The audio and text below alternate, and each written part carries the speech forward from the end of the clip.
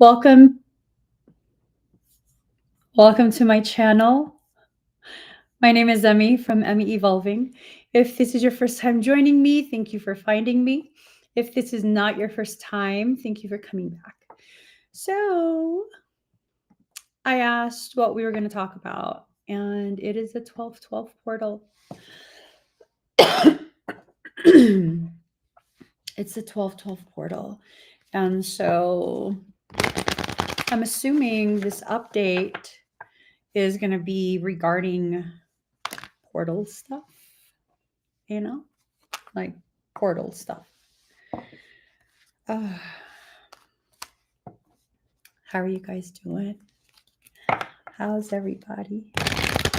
I will not be doing a fire ceremony today. I was told not to, but I will be going live finally on Sunday. I'm going to be doing the much awaited, much requested aura paintings. If you'd like to participate in that. And there's a limited number that I'm going to be doing because I'm still under the weather. So I am very much under the weather. But excuse me. Let's get started. Okay. Final deck that I'm going to be pulling. Here goes, guys. Here goes. My nose is itchy. Okay. We've got this. We've got this. Go make it happen. Excuse me. All right. Okay. So it seems as though with the 1212 portal, there are some things that are being laid as part of the groundwork, right? The foundation is being laid right now. The foundation of what? It feels like it's going to be a huge project for you. Something that has the capacity to bring your dreams to full fruition. Whatever that is, there's going to be a lot of opposition to it. Just right off the bat, I'm going to be honest with you. There's going to be a lot of opposition to it. And I don't think it's opposition in the way that you're assuming. I think there's a lot of passive aggressiveness in some of the energies as of late. I don't know if it's coming from you, like you're being passive aggressive with yourself, or I'm not sure if this energy is coming from someone within your space, like your inner circle. You might have a frenemy.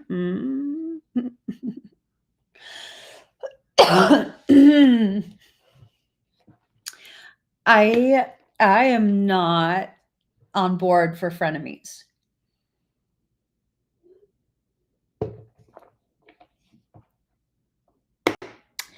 We don't need friends like that in our lives.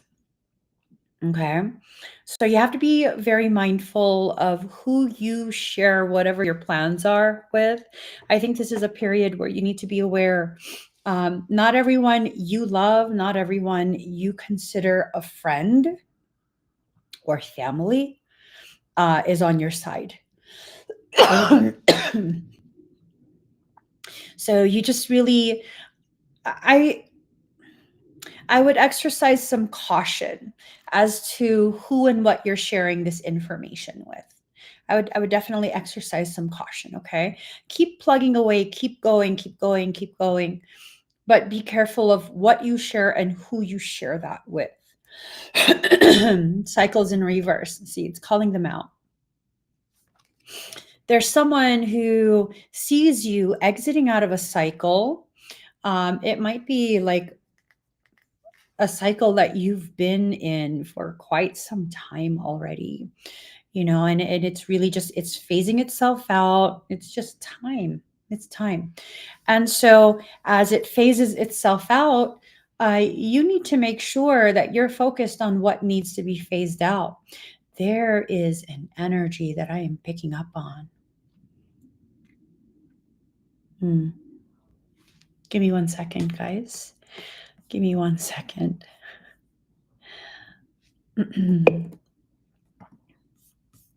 I just need to do a little something. Let's see.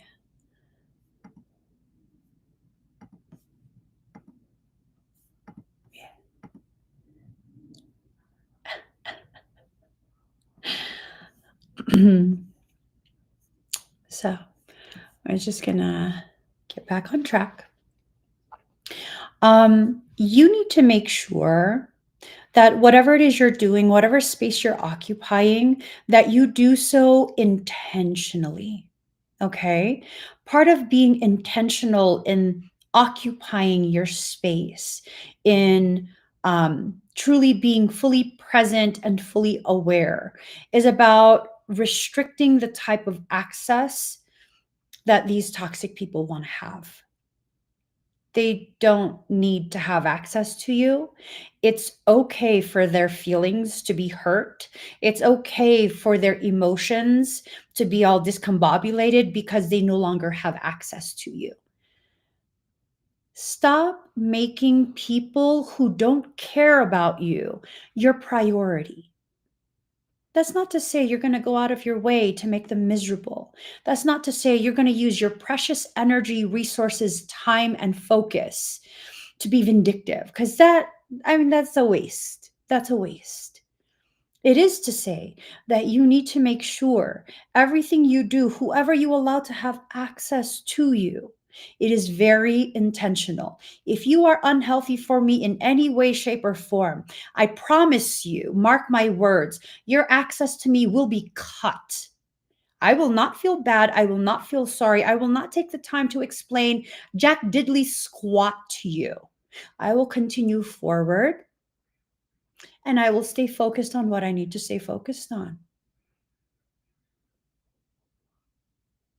That's that. That's that. We need to stop gaslighting ourselves so that we remain in the same spaces that have been restricting us. Like there's no need for any of that anymore. There really isn't. You need to start just accepting people for who they are, how they are. I'm not going to be explaining things to people. I've stopped doing that for a long time already. But I mean, how are they going to learn?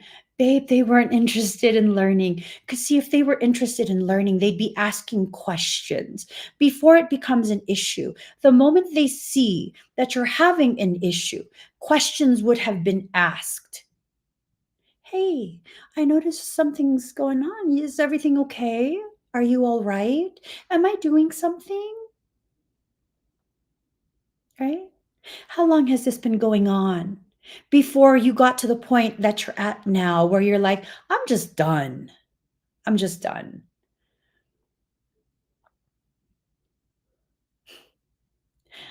I'm sure it's been going on for years. You might not want to be honest with yourself because this is a difficult subject matter. But I'm fairly certain this has been going on for quite a few years. And you're just finally at a point where you're like, what am I doing? I don't know what you're doing. I know what you need to do. You need to put yourself first, quite possibly for the first time in your life. You need to put yourself first. Some people don't realize what they're doing. Okay, that's a potentiality.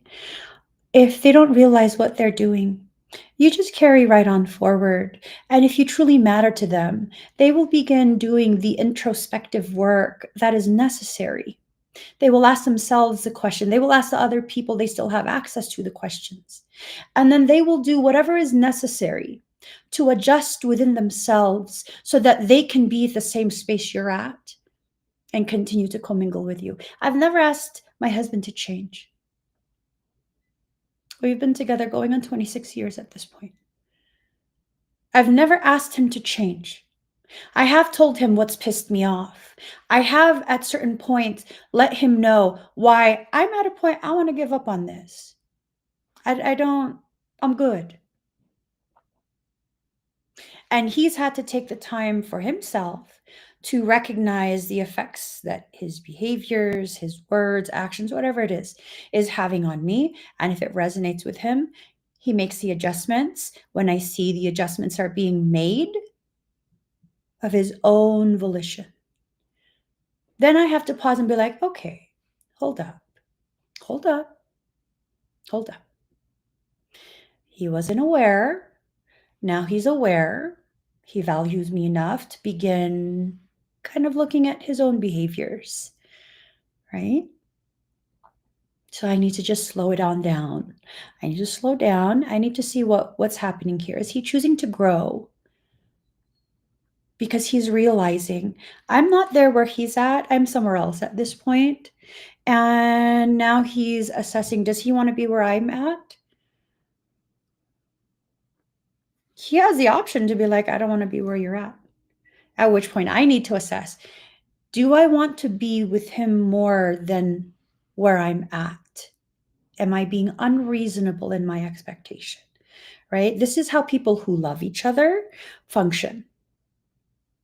You don't have all the answers. I don't have all the answers. But once we become aware of some of the things that are happening in our effect on our environment, we then are empowered to choose to either make adjustments that will reestablish some degree of peace, right? Or not.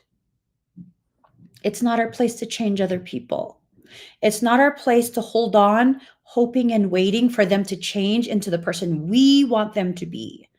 They are who they are, right? And let me tell you, it's not always me entering into a space of growth and my husband needing to catch up. There's been plenty of times where he has grown and I'm realizing, oh, I'm still being a little brat. I'm still this and I'm still that. Okay, I need to fix that within myself. And he's not accusing me. He's allowing me to see, hey, these are the effects you're having on me. I don't like this. He doesn't even have to say that. Because I love him, I'm paying attention, right? So the intention is very important. This period that we've entered into, it's an acceleratory period. Is that even a word? Acceleratory? It's a period of amplified acceleration through all sorts of different processes, through all sorts of different cycles. What you do now is setting the stage. This message has repeated over and over and over for weeks and months on end. It just has. And you can look through all the different videos that have been posted in the last 2-3 months even, right? In the last 2 or 3 months, you will see that is the same theme. You have been given enough advance warning, advance tips from soul. What you do at this point will carry through for many, many years. Many, many, many years. And I say many years, I'm not talking about 2, 3, 5 years, 6 years, 9 years, 10 years. I'm talking 20, 30 years from now. 20 to 30 years from now. I don't know what the planets are doing. I'm extremely astro illiterate. Not even ashamed. I'm very astro literate, so I don't know. For y'all who are very into astro stuff, you figure it out. What planet it is? I don't know. Saturn, Jupiter. I don't know. I don't know. I really don't know. I don't know. I just know this has been the same message. What you do now sets the stage of your life for 20 to 30 years. Not everything is going to play out right away. But I promise you, the decisions you make right now, what you allow and what you disavow, Ooh, ooh. Hold on. Let's see. Why the word disavow?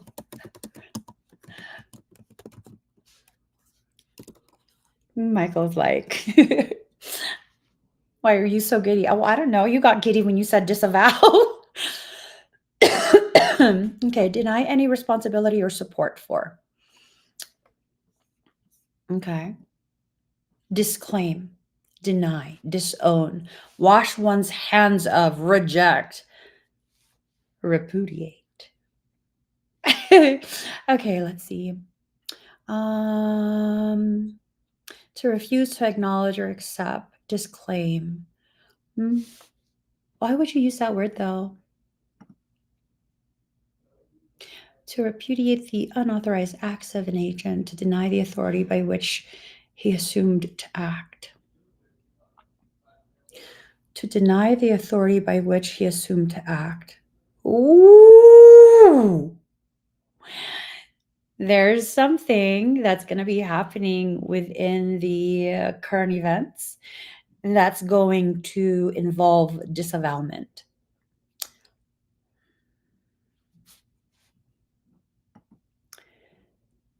To deny any connection or knowledge of something, to reject or disown. The politician, example 1, the politician disavowed any involvement in the scandal.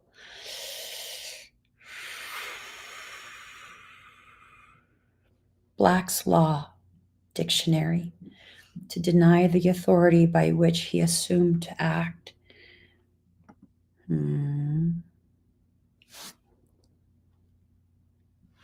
then there's another entry, lsd.law, mendacious. Mendacity means not telling the truth. It's when someone says something that is not true. Another word for mendacity is a lie. If someone is mendacious, it means they are not honest. There is a lie that's going to be exposed that will be disavowed. Okay.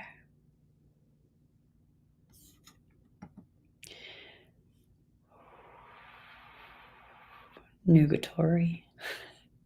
Nugatorious. Their disavowment of the mendacious behavior is nugatory in nature. It's trifling and of no value. It's worthless and futile. To trifle or act like a fool. Nugatory is a word you probably don't hear too often, but you can use it to describe something with no force or importance. Okay, stop. You're tickling my brain. Okay, so disavow. What were the words? Disavow, mendacity, and nugatory. All right. I don't know. Whatever's going to happen without is going to happen without. We need to focus on our own personal journeys. This 12-12 energy, 12-12 are the first steps of your journey. They're the actual first steps. So we've been being told, and it's no longer this far off date. Now we're taking the first steps. Whatever you decide in the next 2 to 3 weeks, and I don't know why that I'm being given that time frame, 2 to 3 weeks, it's what's going to solidify. These are the steps that you need to take. You cannot make adjustments when you're bearing the load. What?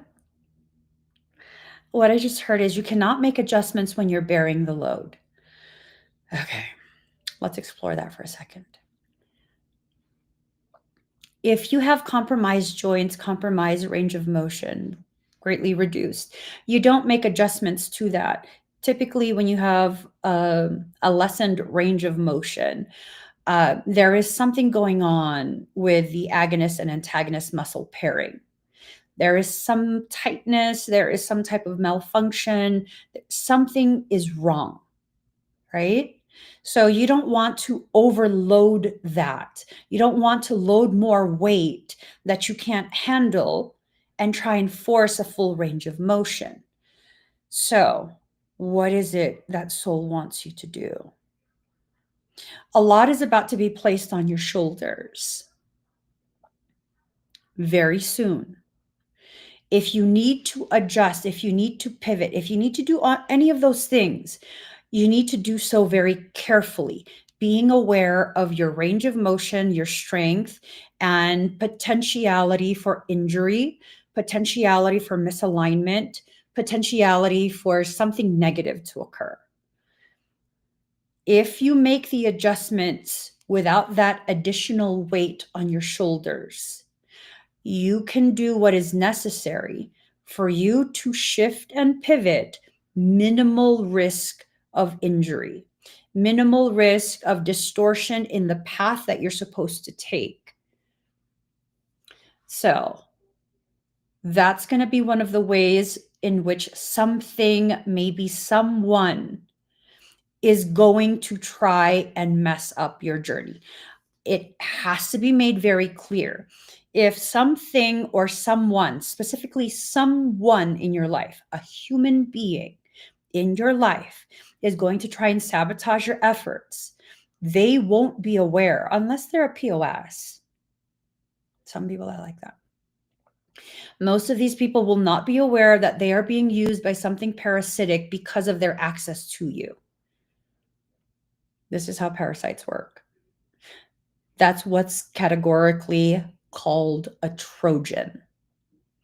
That individual is being used as a Trojan horse because of their access to you. If you love these people, the most loving thing you can do during this period is to greatly restrict their access to you.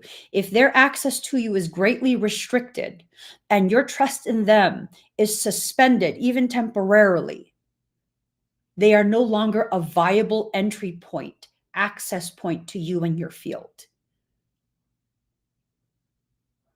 Do you understand what I'm saying? People don't understand the way I function most times. They like to accuse me of all these different things. They accuse me of being heartless. They accuse me of just like using people. They accuse me of throwing people away. That's the most loving fucking thing I can do for someone. When I recognize you are weak, and because of that weakness, because you refuse to maintain your field, because you refuse to live in your sovereignty, you will be used to access me. Do you know how hard demonic things try to access me? They will fucking possess a person. So I restrict access to me. That's the most loving thing that I can do. Because if I restrict your access to me, you're no longer a viable entry point. They leave you alone. Yes.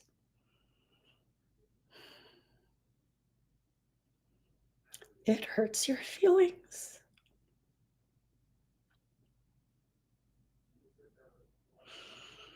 It hurts mine too.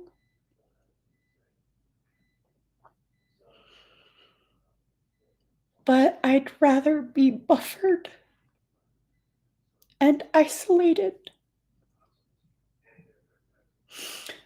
than know I'm the reason that your life went to hell. That you can no longer see straight and think straight. I would rather do it that way. It's not a fun thing. It is not a fun decision to make. If you learn how to insulate yourself, the attempts are shifted. There will still continue to be attempts. There will. Once you're identified as a person of interest by parasitic things, they do not stop. They do not stop. They never stop. Someone asked me on TikTok, How does one become a parasitic extraction specialist? Well, in my case, part of the reason why I'm so well versed in it is life experience. Life experience. I have been hounded and hunted my entire life.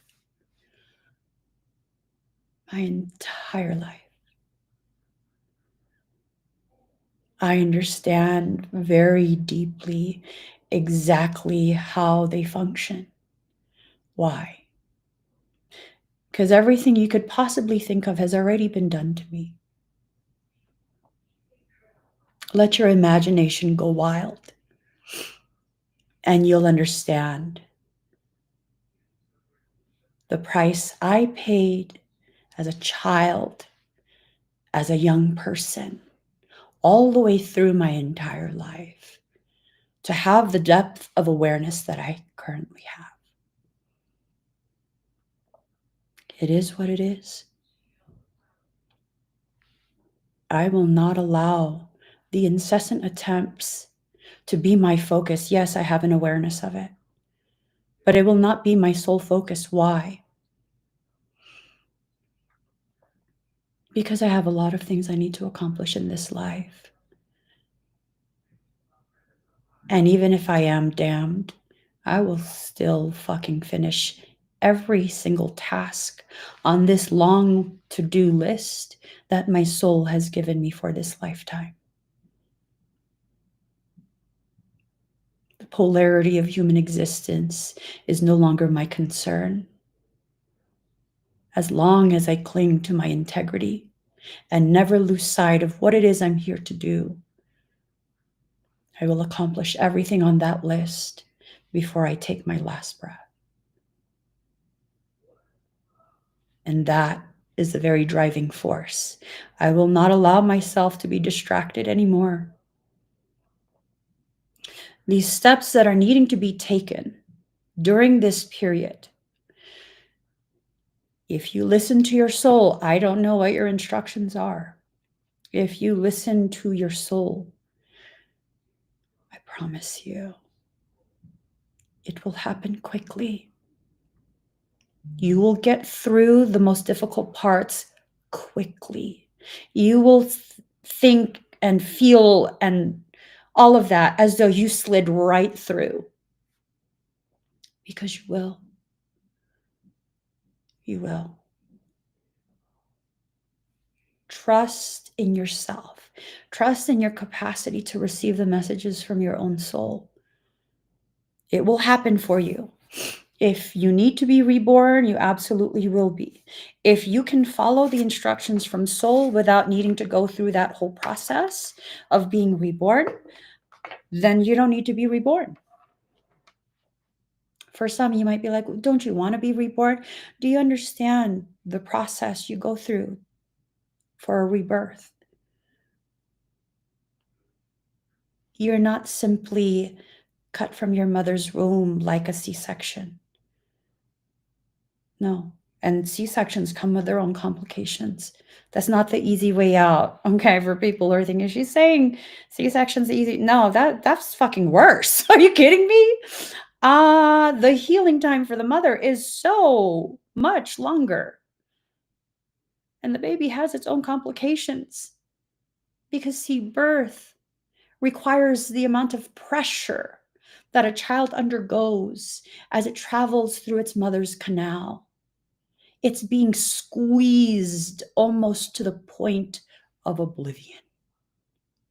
Why? Birth is not only painful for the mother, it's just as painful for the child. They're squeezed so hard enough to empty their lungs.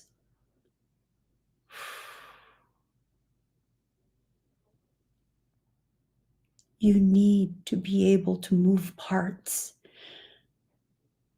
that you don't think should be able to move. Years ago, one of my siblings His then girlfriend was entering into labor with their first child. And the doctor was in a rush. We found out later on. The doctor was in a rush and was insisting that her hips were not wide enough to labor and birth this child, that she would need a C-section. So let's just do it right now. And my sibling knew I had given birth how many times already. I don't have wide hips. I don't have birthing hips. I'm giving sacred rectangle proportions. Yeah, yeah. I mean, it's totally my own little inside joke. I got like sexy tree trunk proportions of just fucking straight up and down. Not even joking. um, so he calls me and he tells me that. And he's very well versed in the human body. And I was like, think about it. Is the pubic bone fused? Are the hips fused? No, it's not. It will stretch for the baby. That's nonsensical. Your hips will adjust. Before you ever give birth, you begin producing, was it relaxin? That causes your ligaments to become much stretchier, much stretchier. It will give way for that child. Not just that. This child, this version of you that's about to be born and enter into this world, the skull is not fused. The fontanelle, that's to accommodate the squeeze. Not too much squeeze, just enough accommodation, a compromise between the child and the mother. It's painful for the child and the mom. It is painful. It's in that pain you are becoming aware of the gravity of the task at hand. It's through that pain you become aware. Pain oftentimes is the only evidence of growth as you are in the process of growing. Society teaches us to be afraid of the very process that gives us the evidence of what we are going through, exponential growth. So go through what you need to go through. If you hurt through this period, hold tight, hold tight. It's usually when it hurts the most that you're closest to finishing the delivery. It's usually when you hurt the most. You can do everything you want to do to try and minimize the pain. I don't blame you. Having given birth hella times, completely unmedicated, I don't blame you. I don't blame you at all.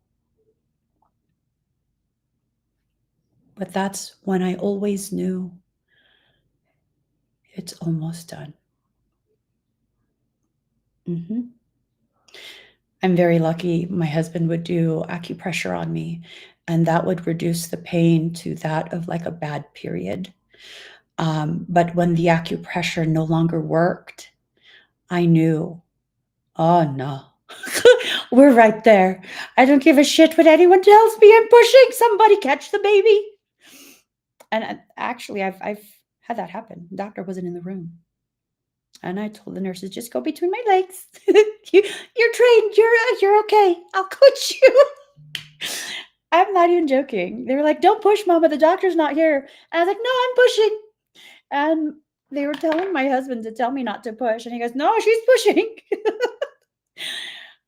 Because I knew the only way for that pain to be reduced was to push back. It's just something that you know, something that you cannot help it. You have to push. You have to work with yourself in your process. And a lot of what's happening right now is that build up to the point where the pain is unbearable. And when it becomes unbearable, you know you have no other option but to push, to bring it to full fruition. Full fruition, no matter what this process is going to happen. It's going to happen. No matter what, it will happen. What will happen is very much contingent on what you choose to happen, but you will be birthing some type of circumstance that you're going to have to live through for the next 20 to 30 years. Okay. It doesn't have to be an icy environment. You don't have to be in some type of emotional winter. You don't necessarily have to be like stoic. It's okay for you to feel feelings. It's okay for you to get frustrated. It's okay for you to be like, what the hell's going on? I would want to know too, right? I mean, who doesn't want to know what's happening? When your life is seemingly falling apart, you're going to pause and be like, what is going on? You're growing. That's all. You're growing. You're exiting out of the space of comfort. And what we need to understand is most of us have become far too comfortable being in spaces we were not supposed to be in for as long as we have. It's scary, but it's also exciting. It's very scary and very exciting, and it's something that you need to allow yourself the time to embrace. You're not going to be changing this process. Alchemist in reverse. You're not going to be changing this process. What you need to change, what you need to shift and pivot in, is the way you see and feel about this process. That's a powerful thing. If you can adjust your perception so that your perspective, this neutral space of observation, can be the dominant view, you can get through this much easier than you think. You can get through this much, much easier than you think. But it's up to you. For some of us, we do need that additional difficulty. We do need that additional sense of adversity. It adds to your growth. I mean, it makes the experience uglier. That's the truth. It does. It makes the experience uglier, much more intense. But once you're through it, that potentiality becomes far more expansive. Expansive, not expensive. Expansive, right? Defend to the end the worthwhile. It's in reverse. So this is telling me you got to stop fighting with yourself. You don't have to defend yourself and protect yourself from your own process. You do have to come to terms with what this process is. You have to find a way to kind of wrap your mind even just a little bit as to what this potentiality means. I love it when Michael talks to me because then I am confused. He's like, you're confused. Yeah, I've already told you. When you try and start all these sidebar conversations with me, I get confused and you just don't care and you keep trying to have conversation with me. So, anyways. Anyways.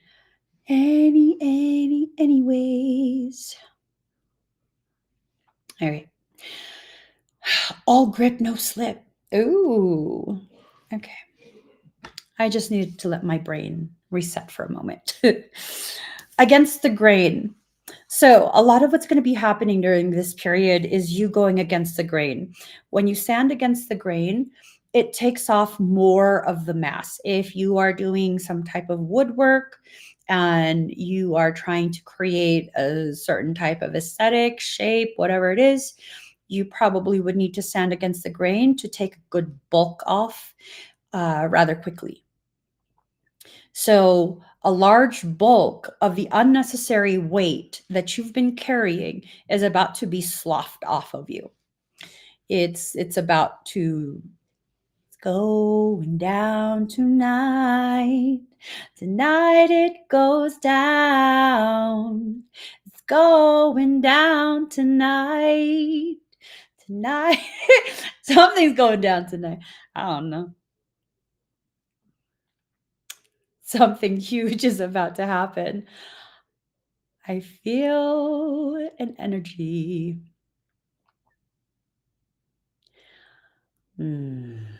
Anyways, shock of the new. Shock of the new. So as a lot of these different aspects of you, the unnecessary weight, right? And I don't know that it's physical weight. I don't know that it's physical weight. It feels more like it's an emotional weight, some type of like a sense of burden, like you're carrying a burden, a guilt, some type of shame has been placed on your shoulders. You don't even have anything to be ashamed about, though. Do you have something to be ashamed about?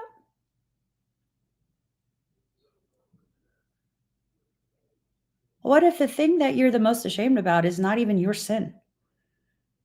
It's a sin perpetrated against you, and you've been carrying it for the person who did this to you. It's time to start holding people accountable for their shit. I'm telling you right now. I'm telling you right now. I'm telling you right now. That's the sense I'm being given. That one of the first tasks on your to-do list is to no longer take ownership over other people's actions, the things that have been done to you by other people. Huh. Hmm. Hmm. Hmm. I don't know. It's a very intense feeling. It feels almost as though as this is shifting inside you, because I think for some of you, you're click right there. Click. Right there. It just clicked. Like, holy moly, guacamole. I've been blaming myself for something that someone did to me. And I just realized, oh my God, I didn't deserve that. I didn't even start that. I didn't do anything to make that happen. That was done to me. Why have I felt guilty? Like, seriously, why have you felt guilty? Why are you supposed to be ashamed?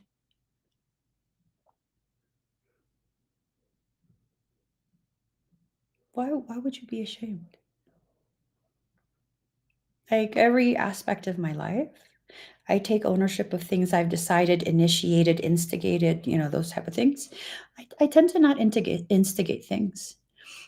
I tend to wild the fuck out after people have instigated with me. That's a whole nother story though. Yeah. Did you instigate something? Or did you simply ask a question which caused someone to instigate something? And then they wiled it out. You received all the negative consequence from that. You took ownership of that. You blamed yourself. And you've carried that with you your entire life. Is there a mother wound, father wound that you're carrying with you? Because, I mean, that will really intensely affect you. That will really, really, really skew your perception of yourself and the way you function in your world. Maybe that's the first steps, is to understand your mother, your father. They're just people who are dealing with the ramifications, the side effects of their own parents having these toxic traits that no one ever addressed. You can put their package of sins down, whatever transgressions that you've tallied up, the ways in which your parents have disappointed you, they're just people. They're just people. And they're doing what they think they're supposed to do.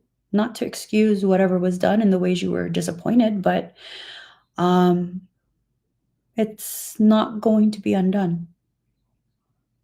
It just is what it is, and it's helped to shape you into the person you need to be to accomplish what you're in this life to accomplish. You see, if I use my life as an example, My father's a raging narcissist. Yeah, he's very good at hiding it, but he's a fucking narcissist. Oof. Oof. Yeah. I could sit here and still be angry about all the things that he's done to me, to my siblings, to my mother. But instead, I choose to recognize that was the father I chose. Why? You can't grow up with that and not develop courage, not develop a type of strength that cannot fucking be undone. I tell you, that will never be undone. These people who think they're going to pick on me, I don't give a fuck what size audience you have. You better recognize how I was raised before you start shit with me. I will not fold. I will not buckle. I'll look you in the eyes and be like, do you want to hit me? Hit me again. I don't give a fuck. I'm not afraid. I've been through worse. Couldn't break me as a child. You're not going to do it now. That's my logic. Life gets hard. Hey, they tried when I was a kid. Didn't fucking work. Still a good person. Not going to do it to me now. Too late. I'm too fucking stubborn. I am who I am. A loving, kind, compassionate person. That's not going to be changed. And I could not have that type of conviction about myself and my character if I wasn't fully immersed in the childhood that I had. It served its purpose. I don't need to be angry. Will I allow him into my life? Probably not. But Emmy, you said you're not angry. I'm not. I'm also not dumb. I see you for who you are. That is who you are. My children deserve better than what you did to me. And what you did to me is a byproduct of your character. That is who you are. You live your life, grow old, live your life. Live it in my absence and the absence of my children. I will not repeat those cycles. I've already done that many times. It's not about lack of forgiveness. It's about awareness. People are who they are. They are who they are. I don't need to be angry, and I'm not. I'm just very aware. Very aware. If you allow the father wound and the mother wound to finally begin healing, you won't feel so angry or hurt. Everything you experienced was to cultivate an aspect of your character. Nothing more than that. And for those who didn't have your mother or you didn't have your father, I need you to consider something. I don't have all the answers first and foremost, but I need you to consider this. Could their absence possibly be the most loving way they could have parented you? Were they so fractured as a person that to be in their presence would derail your progression and inflict wounds that were unnecessary and would not help to cultivate the growth that is necessary? I'm not trying to excuse what they did in their absence. I'm just asking you to maybe consider standing from a different vantage point so that you can see your life and your development in a way that will allow for the healing. You never needed the apology. All you needed was the validation. You did go through what you went through. You went through what you went through. I'm validating it for you right now. You don't need the apology. You see, you seek the apology in order to validate that you did experience what you experienced. Babe, you don't have a problem with your memory. You remember exactly the ways in which you were disappointed, failed, and poorly treated. You lived through it. You never forgot it. That should be validation enough. Now, open the floodgates for you to allow the healing. Don't allow yourself to be chained to the same circumstance, repeating it over and over and over with every single person you meet. You don't need to. You can choose to. That is a valid decision. It will lead to more pain, a repeating of the same pain. Yes, it is still a valid decision. For some of us, we still need to go through some of that. For those of us who are ready to exit out of that, perfect. Exit now. You don't exit by forgetting. You exit by allowing yourself to recognize what you went through cultivated certain aspects of you, aspects that are necessary for the next part of your life. There is something that happens when a child raised by a narcissist stops being afraid, stops feeling guilty, no longer cares about who blames them for things they never did. You tap into a strength that could not be taught. It had to be earned through a very devastating childhood.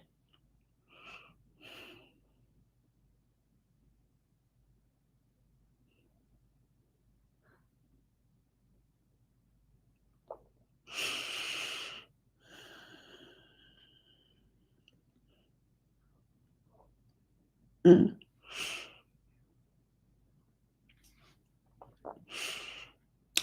The tears are because Michael said something just now.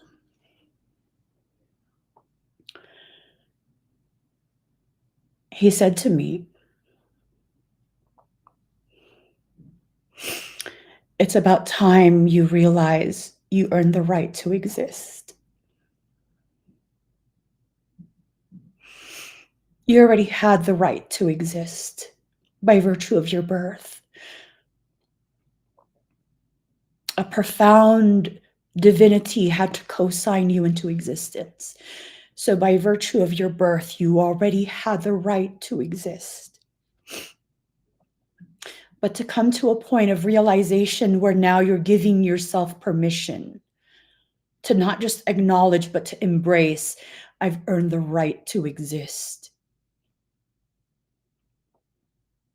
Untouched by demonic attempts to distort my perception of myself, my purpose,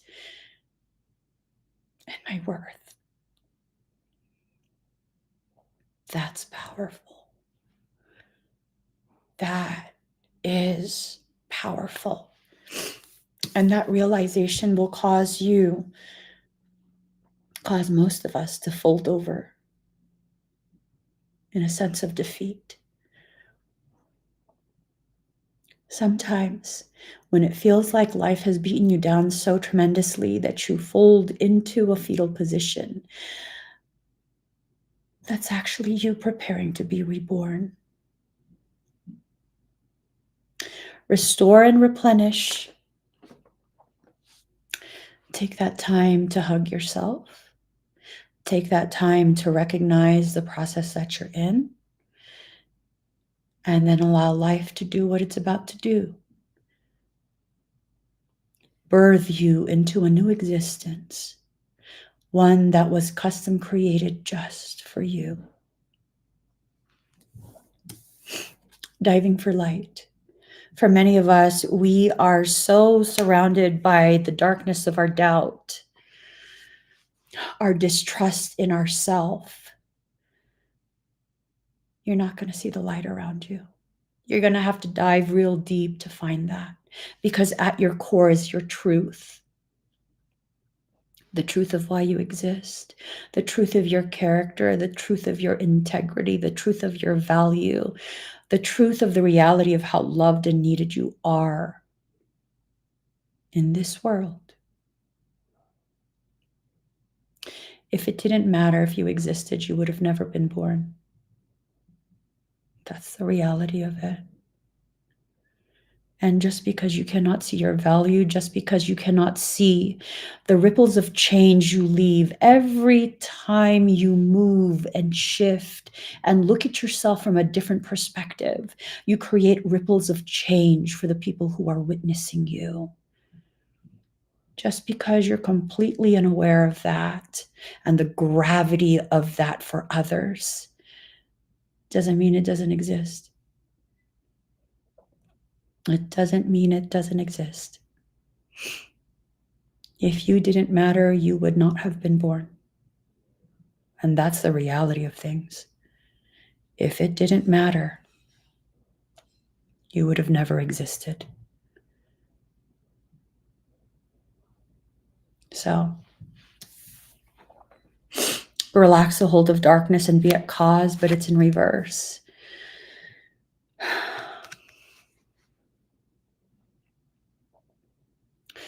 Relax the hold of darkness and be at cause.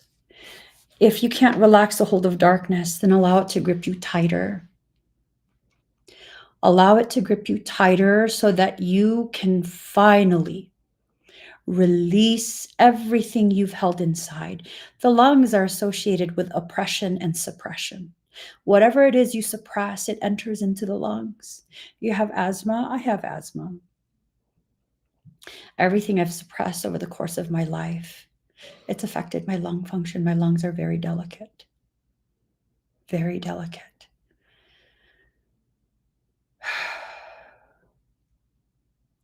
Sometimes you need to be squeezed by that darkness, just like the baby is squeezed in the sacred darkness of its mother's womb in preparation to breathe the air as an autonomous being. You are about to become autonomous. You are entering the birth canal. That's why life feels so difficult right now. You are about to enter the world as a fully formed, autonomous sovereign. Your birth is imminent. You cannot know in advance the exact moment you will enter into your new state of being. You just have to know that at some point you're going to blink, and when they open again, your eyes will see the world in a completely different way. Yep. Completely different way. This aha moment, that's your birth. You just entered into the world as a completely different consciousness. Layers of the onion have been peeled away.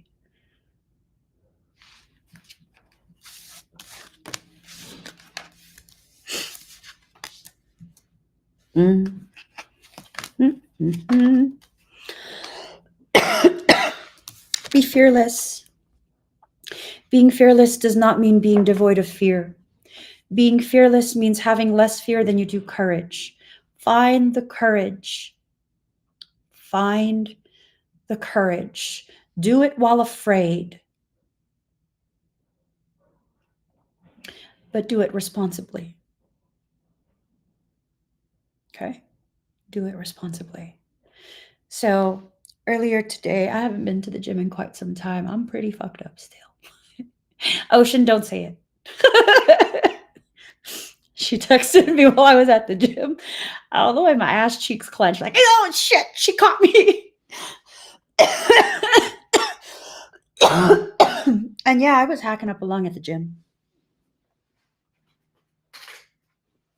I absolutely was.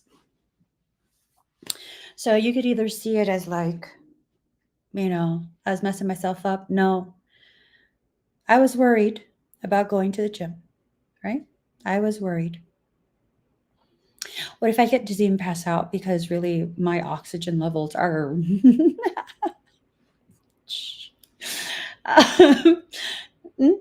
I was like, I'll take it slow. I know my body. I know what I can handle. And I look in the mirror often to see if my lips turn purple because I know myself. And the thing was this. I started with leg presses, and I'd be kind of crazy sometimes because I go to the leg press machines, and there's this two guys were working out, and then the center one was free. So I was gonna have to work out in between two big ass guys. They were big, like big. And the one to the right, he only had 2 plates on each side, so 4 45-pound plates. And I was like, whatever. But the guy to the left, So, disclaimer, I have body dysmorphia. I do. Excuse me. I have body dysmorphia. So I look at him and I'm like, we about the same size. No, we're not. And he had, I want to say like 8 plates on each side. So that's 16. And then he had another 2 plates on top. So that's 18 plates, 18 times 45 plus 163 for the sled. I don't know, do the math. I take one look at him and I know I'm really weak and my body has atrophied quite a bit in a week. I lost about 10 pounds of muscle in a week, not even joking. And I'm like, yeah.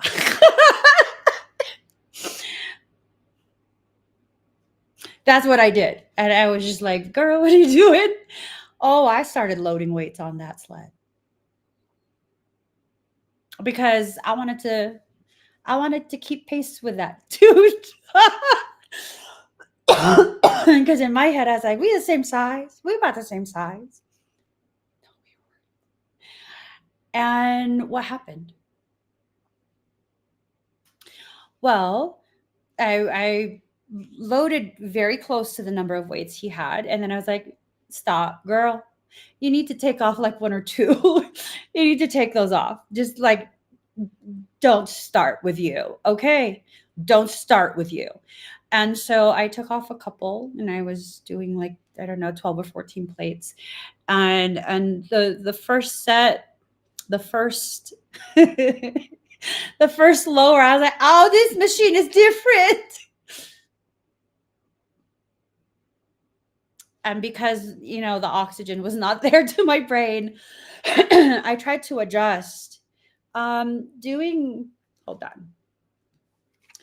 I think I had like 7 plates on each side. So 14 times 45 plus 163. I was doing 793 pounds. And I tried to adjust my legs as I was doing it. And I had my leg braces on, thankfully. And I was like, girl, what the fuck are you doing? You want to tear something? At which point I let the weights come all the way down. And literally my knees were against I'm bendy. My knees were against my shoulders. And I was like, girl, what are you doing? You know your ass is weak right now. What are you doing? So I took off some of those weights and I lifted what was appropriate. I pushed myself responsibly. When I realized I was coughing and gasping, okay, girl, what are you doing? Are you here to work out and get stronger, kind of return back to normalcy? Or are you here competing with a dude that's like 4 times your size? I was competing with a dude that was like 4 times my size. His quads were massive.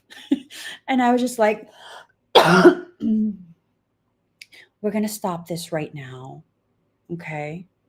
Because really, the last thing you need is to injure yourself severely. And as I took the weights off, I needed to reassure myself. How did I do that? First and foremost, I recognized I almost injured myself adjusting my legs. Secondly, I went into a more positive space where I acknowledged, oh, the ligaments in your knees are much stronger, because I would have torn before. That was a lot of weight. You fucking crazy girl. You're fucking crazy girl. Stop. Don't do that again. And so I didn't do that again. I lifted what was appropriate, something that challenges me but doesn't put me in harm's way. I am in the process of rebirthing myself right now. I don't know what that means, and I don't know what I become after the process. I just know whatever version of me shows up at the end of all of this, I'm going to love her. I'm going to support her. And I'm going to show up for her.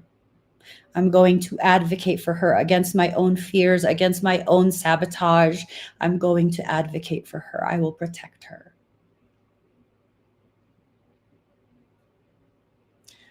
Maybe that's all you need to do. Maybe that's all you need to do. Maybe you need to recognize that everything that you've been doing has been leading up to the very thing that you're supposed to do. If I'm going to continue this fitness journey analogy, when I get sick, the first thing my body eats up is my legs. I already have scrawny ass legs to begin with. I do. I have scrawny ass legs. So continuing with that fitness journey analogy, I was talking to my husband in the car on the way home, and I was letting him know that I was trying some different posing just to kind of keep my mind focused on why I'm working out as intensely as I do. And with that, I was telling my husband, like, it just dawned on me, I'm going to focus on wellness, which is very leg lower half dominant, which I'm not. But that's the category I want to compete in. That's what's going to challenge me the most. And the reason I came to that conclusion is because I realized for the last year of me trying to begin practicing the movement for posing on stage, which I'm not very good at still, that's a wellness routine. All the different categories have different body positioning to showcase your body in a different way, depending on what category you choose. So I'm going to do that. I'm going to focus on that. Yeah, my legs are super scrawny compared to every other competitor I'm going to be coming across in a wellness category. But also, yeah, I realize my entire body, the part of me that I can grow easily, is in fact my legs. I don't even do quad work, focus quad work. I have separation in my quads. You can see the different components, the different heads of your quadricep. In my legs, you could see that. Through my pants, you can see that.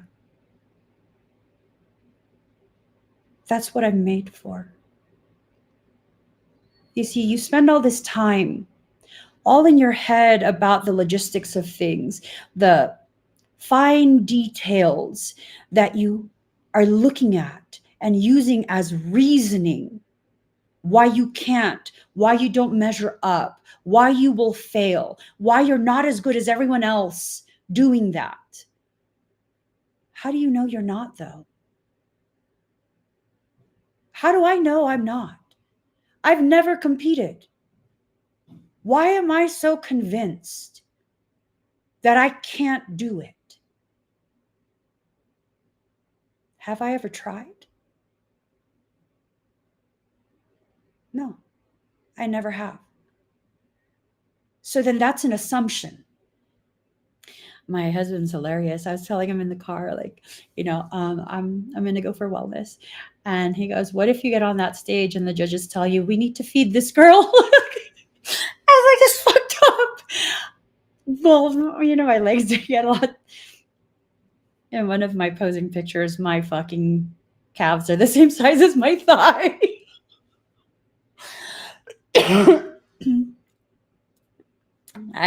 The way I see it, if I could get that beefy and lose it in a week, I could gain it back. I could gain it back, right?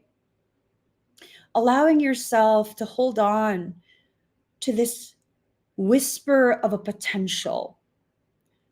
Sometimes that's all you need to do. Worlds within worlds, but it's in reverse. This is telling me you have an awareness that's already being cultivated inside you, deep inside you, but you're not yet aware. And because of your lack of awareness, you're over here thinking that you need a timeout. You're over here thinking that, oh, you're probably not going to be able to do it. All of these fears and doubts are being amplified. Your compassion for yourself is being greatly diminished. Stop. Stop. Stop.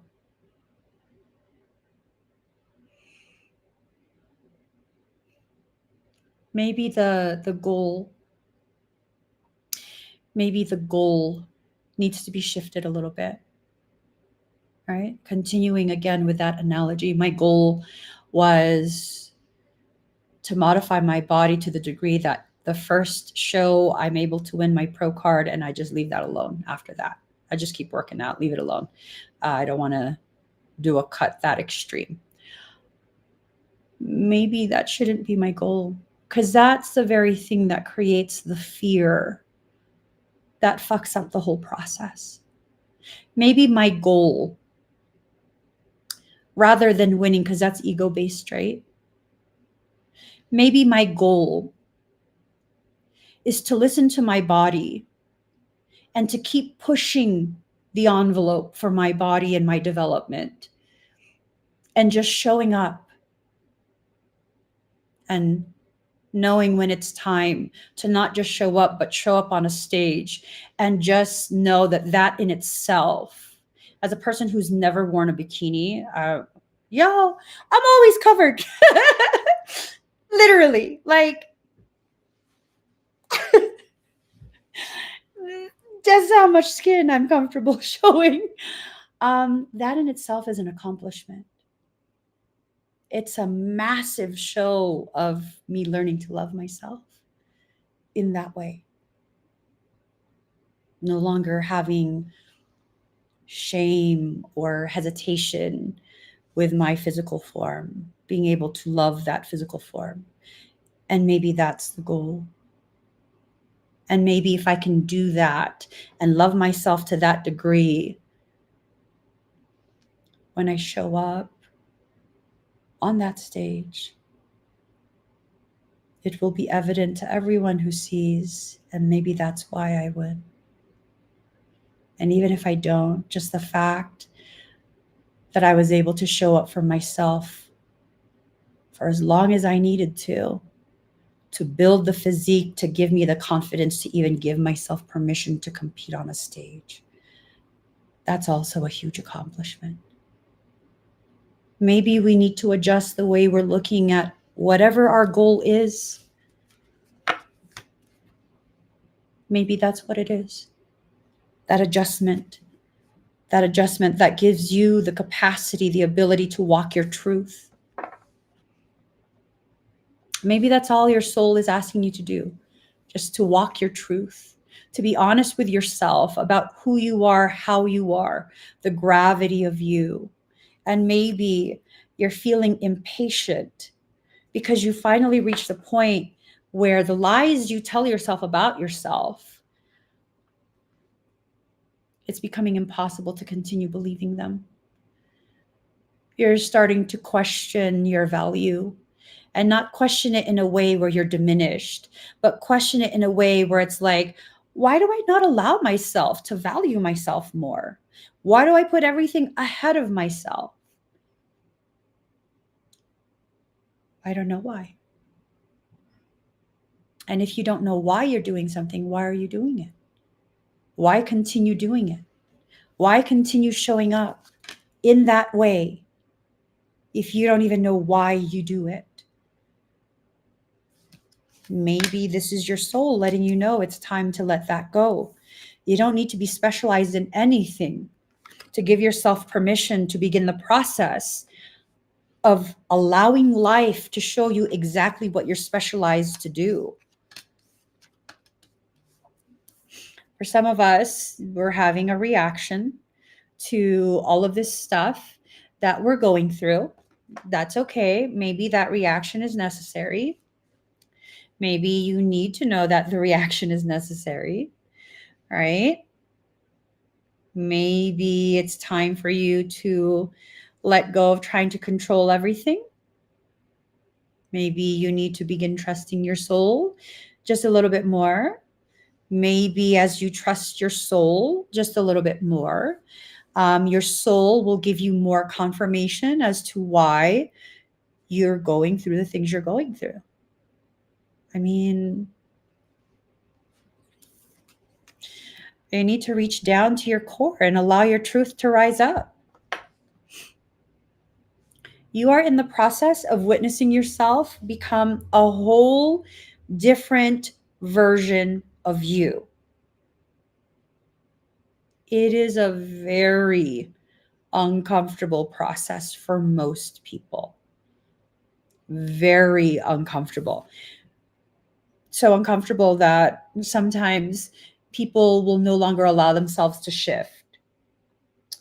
They'll become aware of the shifting that's taking place, and then they'll be like, oh no, I might lose my balance. Well, hold on to something. It's literally that simple. Hold on to something. Hold on to your trust. Hold on to your soul. Allow your soul to hold on to you.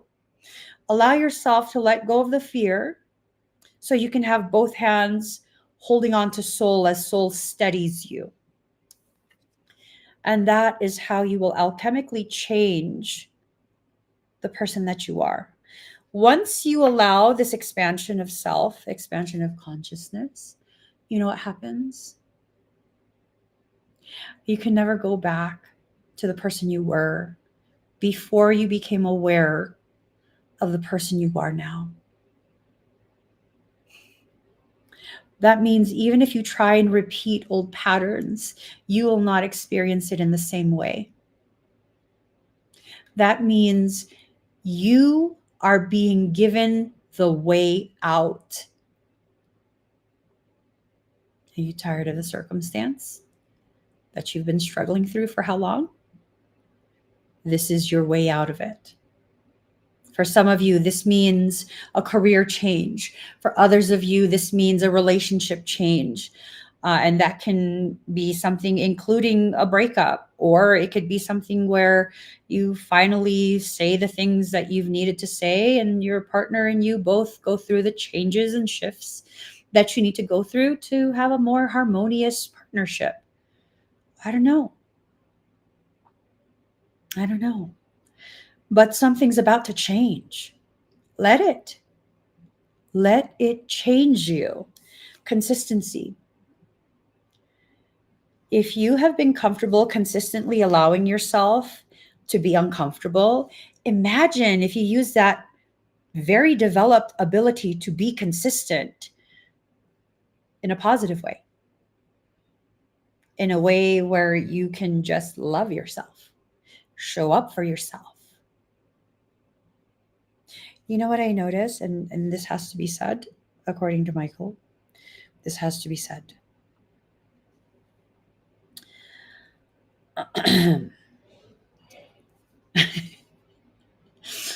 Michael says,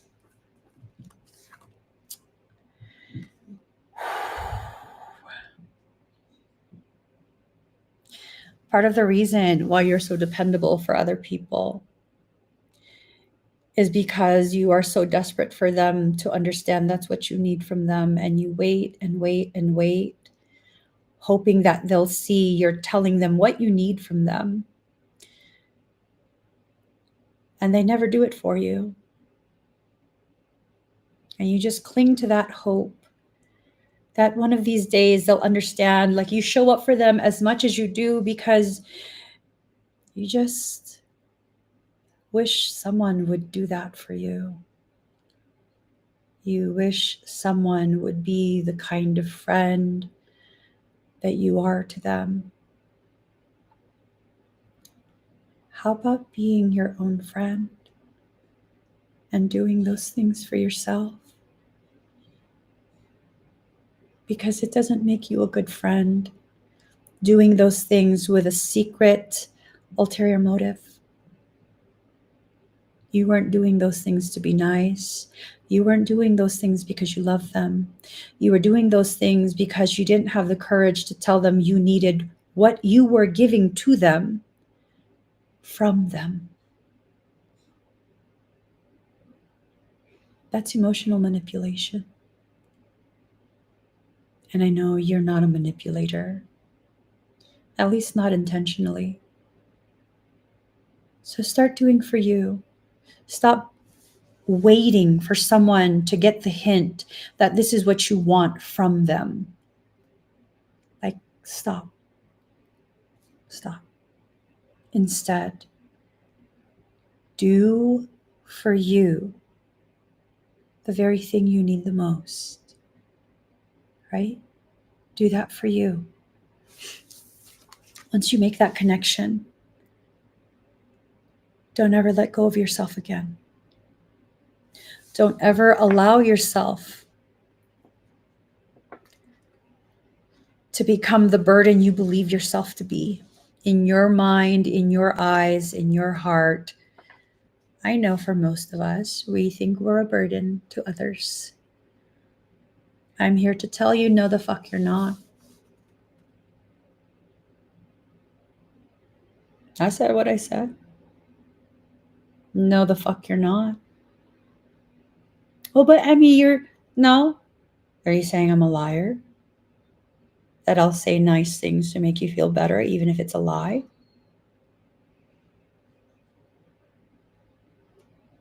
Okay, then. So, no, you are not a burden. You need to allow yourself to show up for yourself more than every once in a while.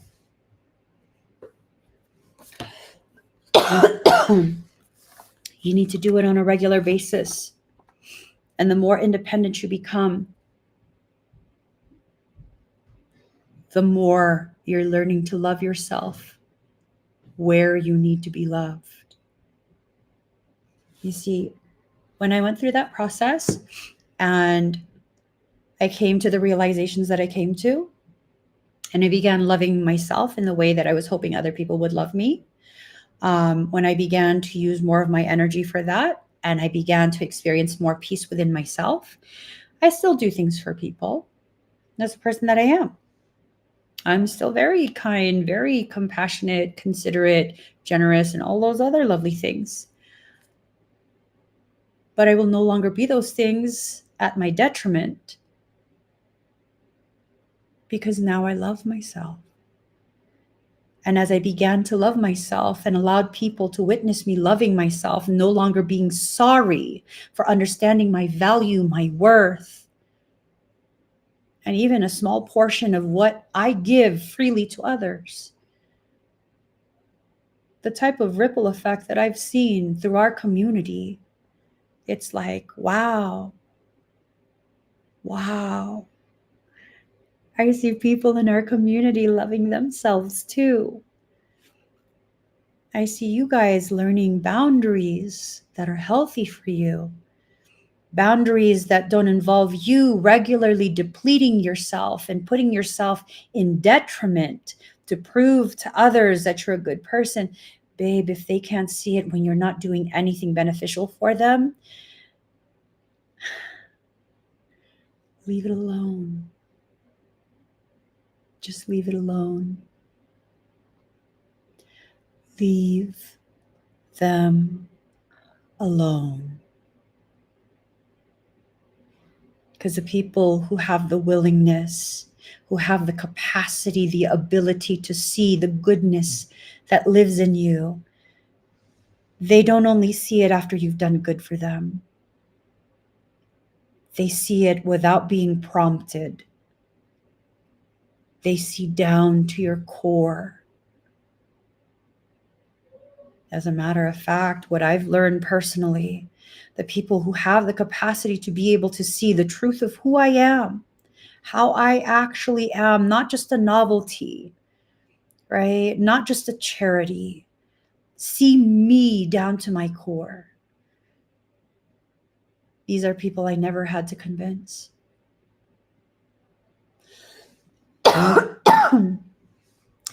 These are people who, when I can't see it for myself, they tend to be the first ones to be like, Emmy, girl, you're not seeing things straight. You're not seeing yourself straight. That's not how things went down. That's not who you are. That's not what you did. That's not what happened.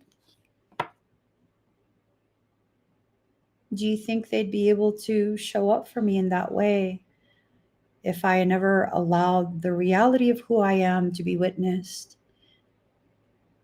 No, not at all. The first steps that you need to take are the steps that will help you find the courage to allow other people to see you as you are, No faking, no modifying, no nothing. Just you as you are. If you want people to love you for you, and you have this history of like, no one even knows who I am, no one loves me for me.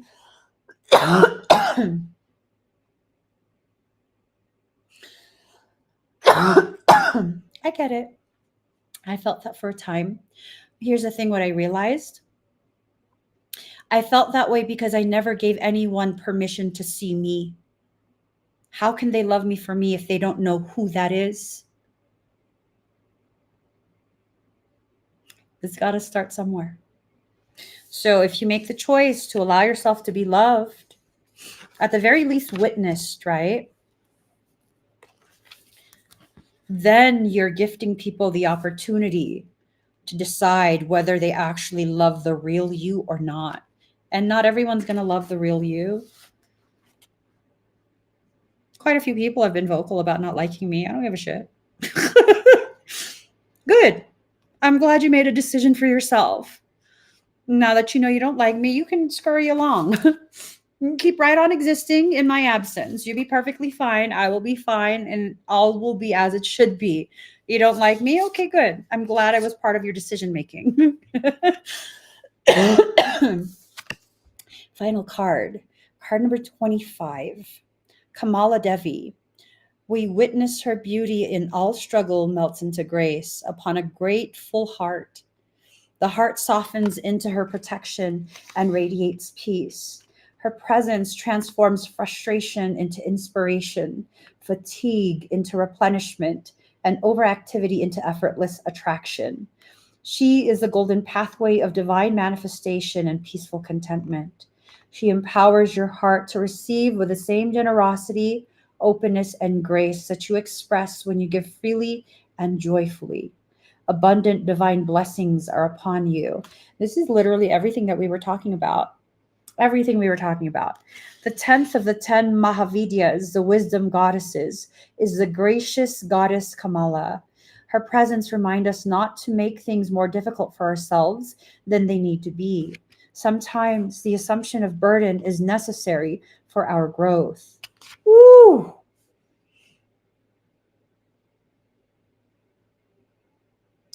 Sometimes the weight of you is the very weight that you have to carry in order to build the strength and the stamina to be worthy of the next part.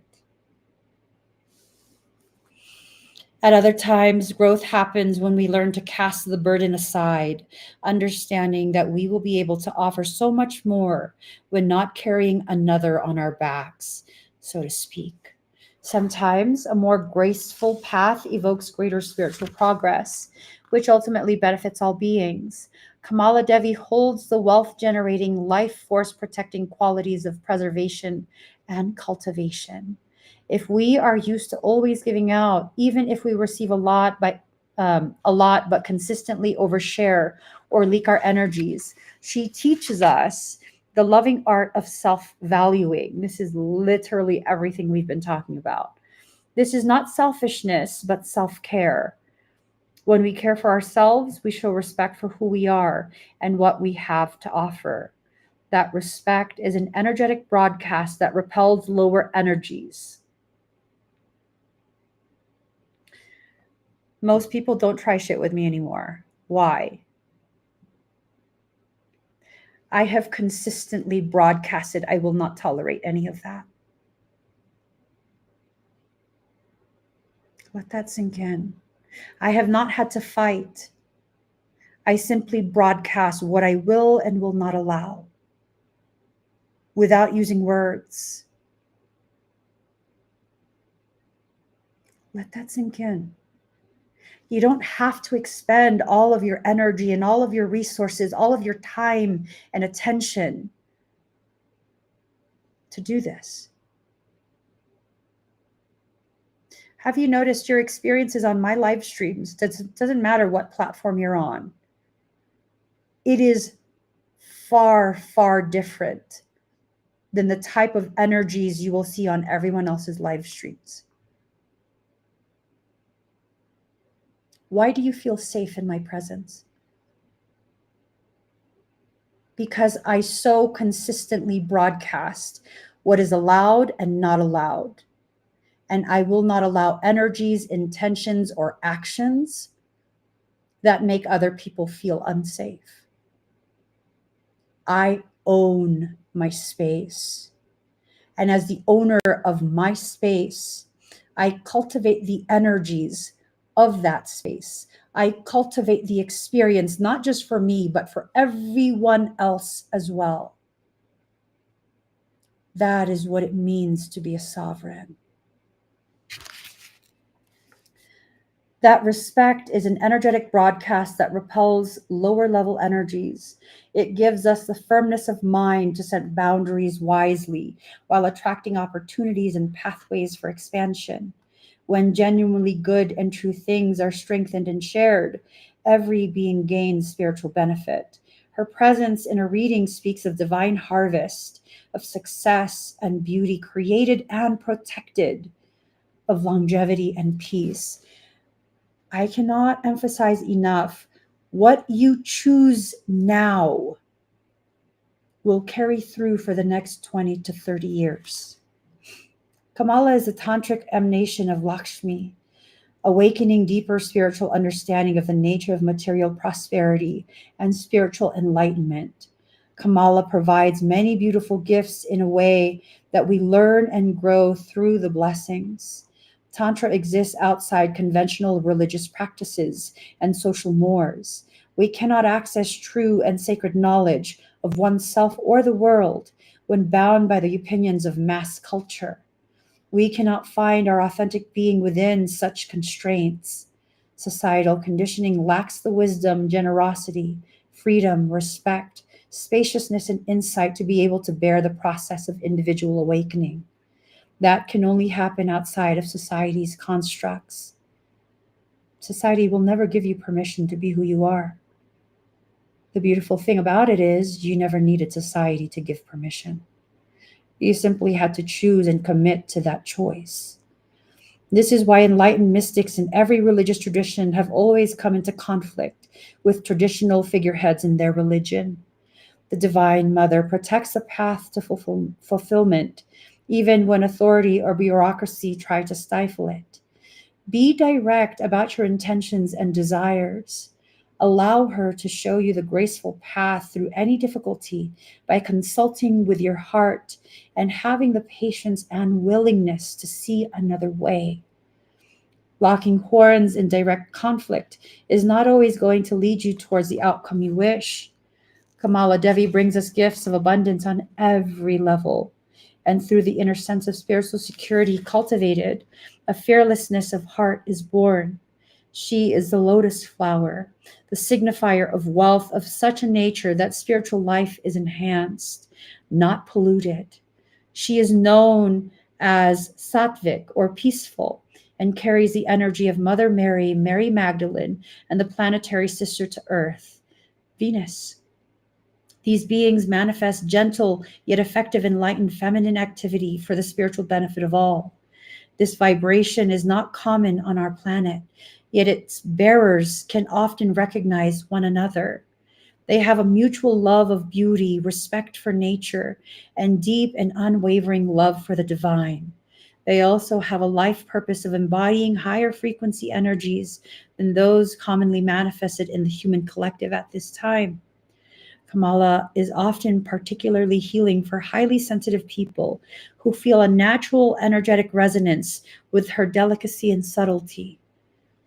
Kamala is particularly active in the hearts of those who naturally feel there is a universal truth that cannot be constrained by any single path or opinion. These are the freedom-loving souls that believe in live and let live, and yet devote themselves to whatever path they truly resonate within the hopes that it can bring benefit to the collective. They do not wish to convert or control, but to share their knowledge and wisdom from the heart because they have found such comfort and grace in what they have learned. When you receive with such generosity, you want to share the wealth. Kamala is assigned to share what you know to increase love and peace in the world without trying to force or dominate another to agree with your viewpoint. She asks for your unconditional trust so she can gently disentangle your soul from obstructing and lowering energies to help you rise above and shine your beautiful, peaceful light. Oof, oof, oof. Mm-mm-mm. Your soul is letting you know it's okay for you to finally receive. It's okay for you to finally let go.